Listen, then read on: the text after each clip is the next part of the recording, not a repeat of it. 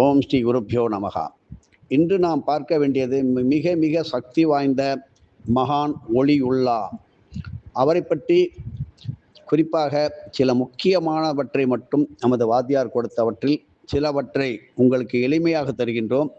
கண்டிப்பாக எல்லோரும் செய்துத்தான் தீர வேண்டும் என்கின்ற ஒரு எதிர்காலத்தில் ஒரு நிலை வந்துவிடும். எந்த அளவிற்கு சத்குருவின் ஆணையை நீங்கள் சிரமேற்கொண்டு நிறைவேற்றுகிறீர்களோ அந்த அளவிற்கு இறைவன் மேல் நாம் கொண்டுள்ள நம்பிக்கை பலப்படும் என்பதில் எந்த விதமான சந்தேகமும் வேண்டாம். நம்பிக்கையின் உறுதிக்கு ஏற்ப நாம் உச்சரிக்கும் மந்திரங்களின் புண்ணிய சக்தியும் பல கோடி மடங்காக பெருகி பெருகி பெருகி உடல் மனம் உள்ளம் அனைத்தையும் மிக ஆரோக்கியமாய் வைத்து கொள்ள உதவும். உடல் உறுப்புகள் அனைத்தும் ஆரோக்கியமாக விளங்கினால் அதன் ஒரு அங்கமாக கண்களும் ஆரோக்கியமாகத்தானே இருக்கும். அதுதான் ஒரு அற்புத தெய்வீக பார்வை, தேஜஸ். இப்படி பித்ருலோகத்தை ஒளி பகுதி, மத்திய பகுதி, இருண்ட பகுதி என்று 3 விதமாக பிரிக்கலாம் என்று நமது வாத்தியார் சொல்வார். இந்த பிறவியிலே கூறும் முறையிலே நல்ல காரியங்களை ஏற்றி மற்றவர்கள் நலனுக்காக தியாகம் பல புரிந்தவர்களே தாங்கள் இறந்த பின்னர் ஒளி பகுதியை அடைகின்றார்கள். மற்றவர்கள் மத்தியம பகுதியை அடைகின்றார்கள்.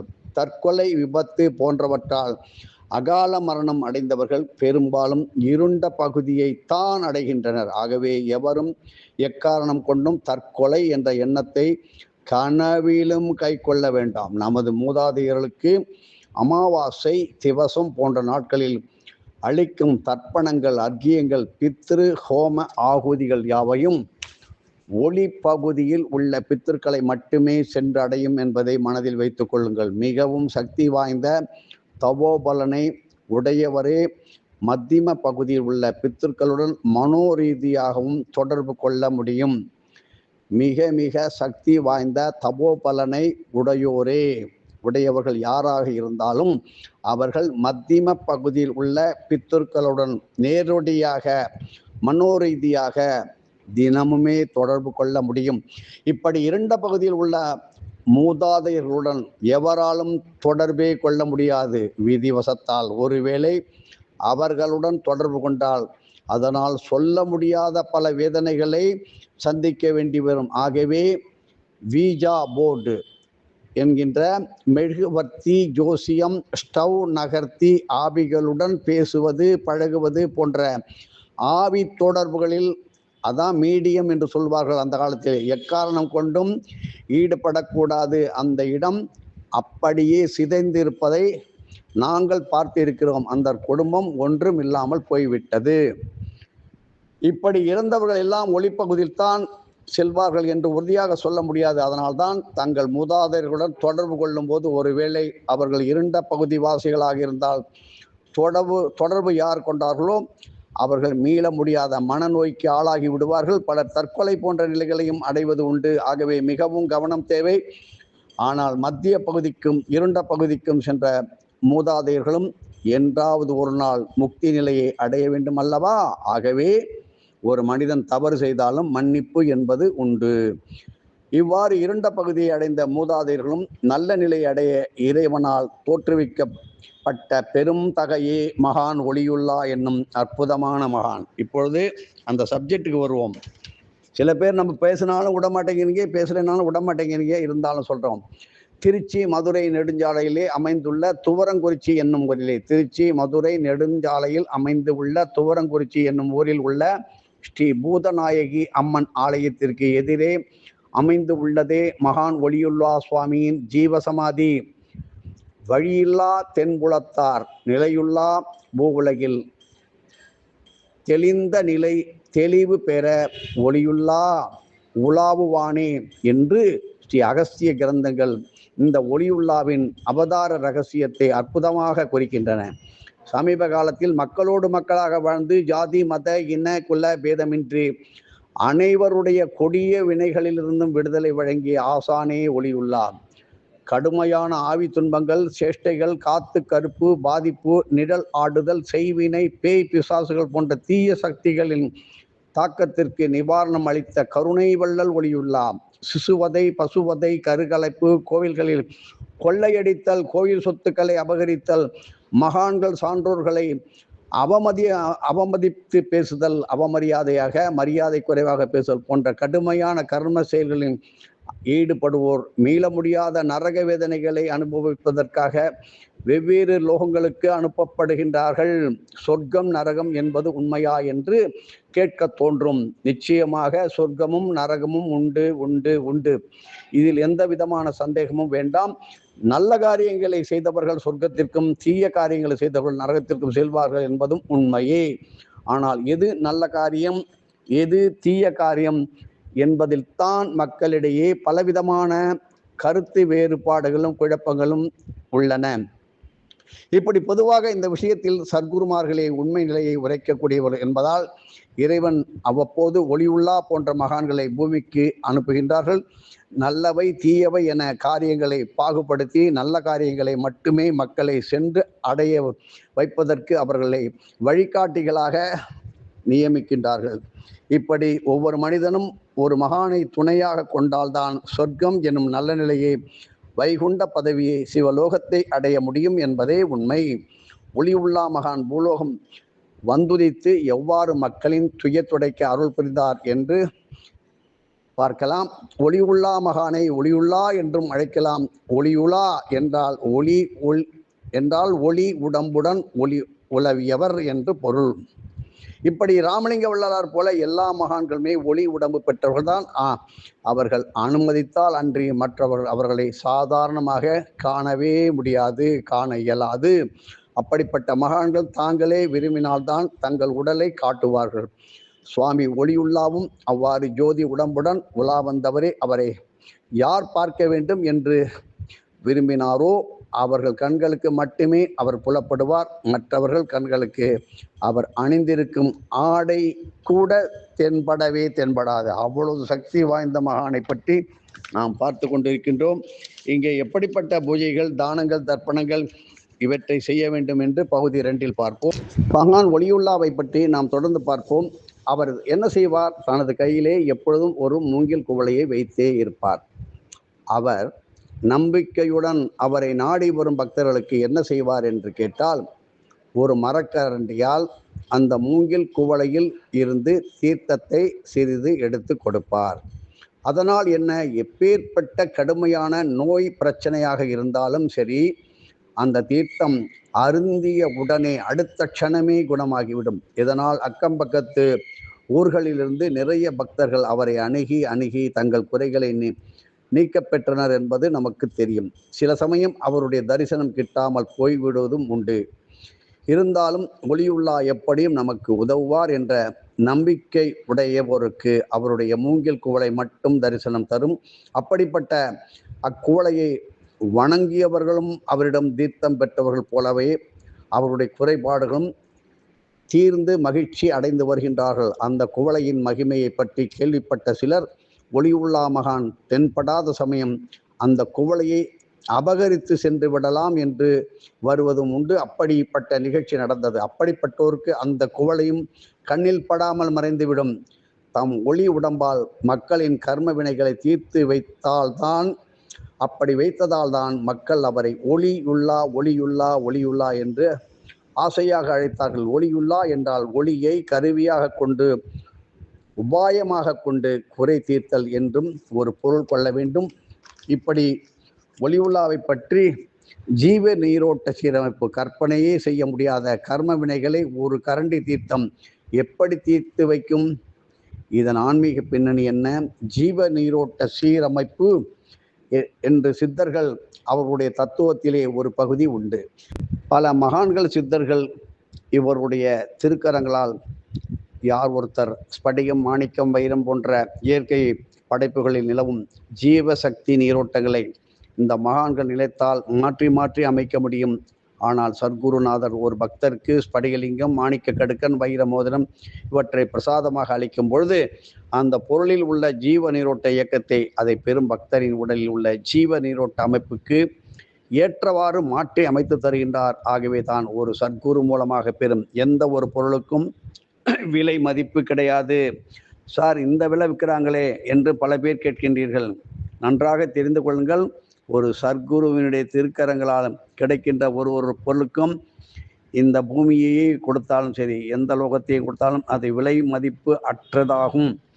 ஆகையினால் இவை சொல்லி வியாபாரத்திற்காக பயன்படுத்த முடியாது.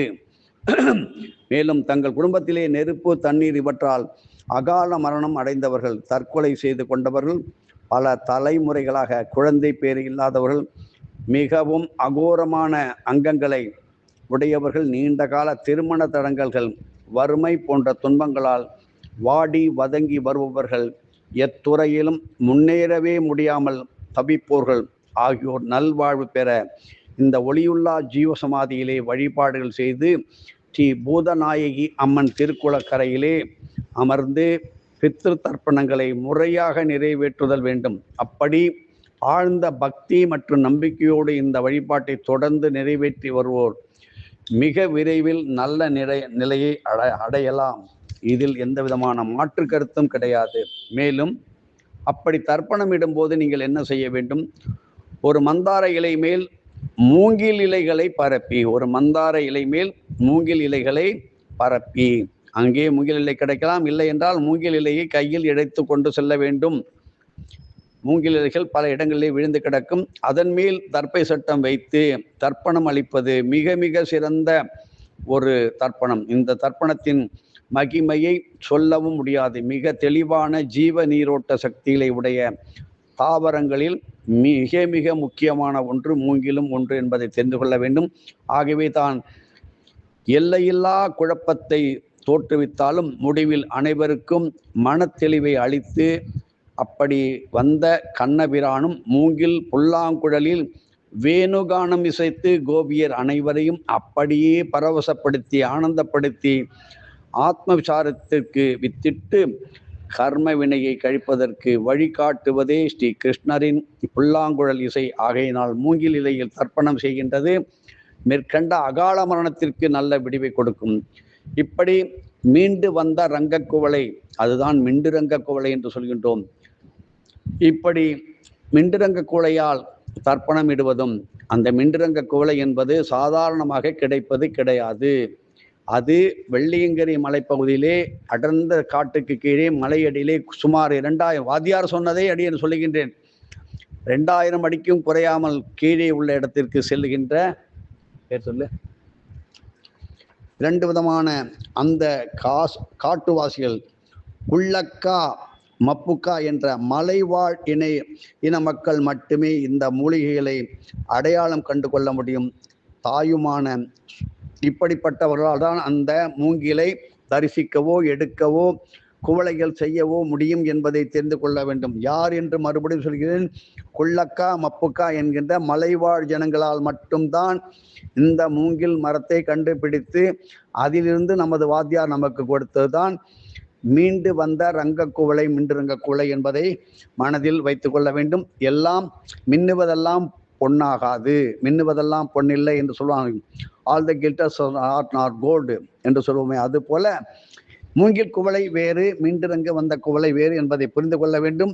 இப்படி நீங்கள் இந்த மீண்டு வந்த ரங்க குவளையால் தர்ப்பணம் கொடுப்பது, இப்படி மகான்கள் சொல்லுகின்ற முறைப்படி தொழுகையால் துயர் தீர்க்கும் ஆண்டவரே, துன்பம் கடந்த பெருவழி ஆனவரே, ஹரே அல்லா ஒளியுல்லா, ஹரே அல்லா ஒளியுல்லா, அசேன் உசேன் ஆலி சூலா. சொல்லுங்கள், தொழுகையால் துயர் தீர்க்கும் ஆண்டவரே, துன்பம் கடந்த பெருவழி ஆனவரே, ஹரே அல்லா ஒளியுல்லா, ஹரே அல்லா ஒளியுல்லா, அசேன் உசேன் ஆசி ஜூலா. இப்படி 108 முறைக்கு, ஏன் 1000 கூட சொல்லலாம், குறையாமல் ஓதி இந்த குவளை தீர்த்தத்தை அருந்தி வந்தால் கண் கோளாறுகள் அகலும், வாழ்வில் ஒளியற்றவர்கள் நல்ல விதமாக ஒளி பெறுவர், இருண்ட வாழ்வு நீங்கி பிரகாசமாக வாழ்வீர்கள். ஒளியுள்ளா மகான் வேற்று மதத்தை சார்ந்தவராயிற்று என்ற மனக்குழப்பம் சிலருக்கு இந்த நேரத்தில் வந்துவிடும். அப்படி மகான்கள் ஜாதி மதம் இனம் குலம் போன்ற பிரிவுகளை கடந்தவர்கள் என்பதை நீங்கள் மனதில் வைத்துக் கொள்ள வேண்டும். எந்த ஒரு குறிப்பிட்ட மதத்தினருக்கோ ஜாதியினருக்கோ மட்டும் மகான்கள் சொந்தமானவர்கள் அல்ல என்பதை நன்றாக தெரிந்து கொள்ள வேண்டும். ஆகவே ஜாதி மத இன குல பேதமின்றி சுத்தர்கள் அவருடைய சக்தி வாய்ந்த இந்த பிறை மந்திரத்தை நம்பிக்கையுடன் ஓதி வருவோர் மிக விரைவில் நலம் பல பெறுவார்கள் என்பது உறுதி. தொடர்ந்து பார்ப்போம். ஒளியுள்ளா மகிமை எதுவும் என்னுடையதல்ல, அனைத்து உடைய அருளாளா அருணாச்சலா. இப்படி மேற்சொன்ன ஒளியுள்ளா மகானை தியானித்து முறையாக வழிபட்டு வந்தால் வாழ்க்கையில் இருண்ட நிலை, யாருமே இல்லை, தெய்வமே கதி என்று நிர்கதியாக அவஸ்தைப்படும் எத்தனையோ கோடி குடும்பங்கள் இருக்கிறது. அவர்களுக்கு நல் வழி ஒளி காட்டும் ஒளியுள்ளாவை கண்டிப்பாக மிக விரைவில் ஒவ்வொரு குடும்பமும் ஊர் மக்களுடன் பல பேர் ஒன்று சேர்ந்து அழைத்து செல்வதும் பெரும் புண்ணியத்தை தரும். ஒளி விளக்கை ஏற்றினால் எந்த பிரகாசம் வருமோ, குறைந்தது ஒரு மெழுகுபத்தியை ஒரு இருட்டில் ஏற்றி வைத்தால் 5 to 10 கிலோமீட்டர் வரையும் நாம் கண்களால் பார்க்க முடியும். அதைவிட பல லட்சம் மைல்கள் உங்களுக்கு ஒளி வீசும் ஒரு அற்புதமான நிலை. நல்லா வாழ்ந்தோம் ஐயா, இப்போ எல்லாத்தையும் இழந்து அம்போன்னு நிற்கிறோம், வாழ்க்கையில் எங்கே வழி கிடைக்குமோ, நிர்கதியாக நிற்கின்றோமோ என்று இயங்கி வாடிக்கொண்டு இருக்கின்றவர்கள், குறிப்பாக முதியவர்கள் எல்லோரும் இப்பொழுது முதியோர் இல்லத்துக்கு விரட்டப்பட்டு வருகின்ற நிலையும் நாம் பார்க்கின்றோம். அப்படி இருக்கின்றவர்களுக்கும் நல் வழியை காட்டுகின்ற இந்த ஒளியுள்ளாவியை தியானம் பண்ணி அங்கே முடிந்தவரை கண்டிப்பாக அன்னதானம் செய்வதும், அவரை வழிபடுவதும், அடிப்பிரதர்சனம் செய்வதும், மேற்குறிப்பிட்ட மூங்கில் இலைகளில் தர்ப்பணம் செய்வதும் வாழ்க்கையிலே உங்களது மூதாதையர்கள் ஒளி உலகத்தில் சென்று உங்களுக்கு அருள் மழையை அள்ளி வழங்குவார். இதில் எந்தவித சந்தேகமும் வேண்டாம். அனுபவித்த பல கோடி உன்னத உத்தம அடியார்களும் உண்டு. ஆகையினால் ஒளியுள்ளாவை நாம் முன்பு கூறியபடி அதே வேத மந்திரத்திலே அந்த மந்திரத்தை சொன்னால் அவர் நேரடியாக உங்களை வந்து உங்களுக்கு தரிசனம் தருவார். அப்படிப்பட்ட ஒளியுள்ளா மகானை எல்லோரும் போய் தரிசித்து இதை எல்லோருக்கும் சொல்ல வேண்டும். கண்டிப்பாக தனியாக வைத்து கொண்டு இருப்பதால் பலன் கிடைக்காது. நன்றாக தெரிந்து கொள்ளுங்கள். நமக்கு என்று வைத்து கொண்டால் ஒரு கடுகளவும் பலன் கிடைக்காது. எப்படி சொல்ல வேண்டும்? தொழுகையால் துயர் நீக்கும், தொழுகையால் துயர் தீர்க்கும் ஆண்டவரே, தொழுகையால் துயர் தீர்க்கும் ஆண்டவரே, துன்பம் கடந்த பெருவெளி ஆனவரே, துன்பம் கடந்த பெருவெளி ஆனவரே, ஹரே அல்லாஹ் ஒளியுல்லா, ஹரே அல்லாஹ் ஒளியுல்லா, அசீன் உசேன் ஆலி ஜூலா, அசீன் உசேன் ஆலி ஜூலா. இந்த மந்திரம் எவ்வளோ எளிமையாக இருக்குது பார்த்தீங்களா? இதை இப்பொழுது வீட்டிலே சும்மா இருக்கும்போது எல்லாருக்கும் சொல்லிக் கொடுங்கள். உங்கள் வீட்டுக்கு ஒளியுல்லா வந்து விடுவார். இது ஒரு முகமதியர்கள் இஸ்லாமியர்கள் வணங்குகின்ற மகான் அல்ல. பல கோடி ஜீவன்களையும் கரையேற்றும் பல அடியார்கள், பல கோடி அடியார்கள், ஏன் வாத்தியார் நேரடியாக அடியார்களுக்கு காட்டி கொடுத்த மகான் என்பதை மனதில் வைத்து கொள்ளுங்கள்.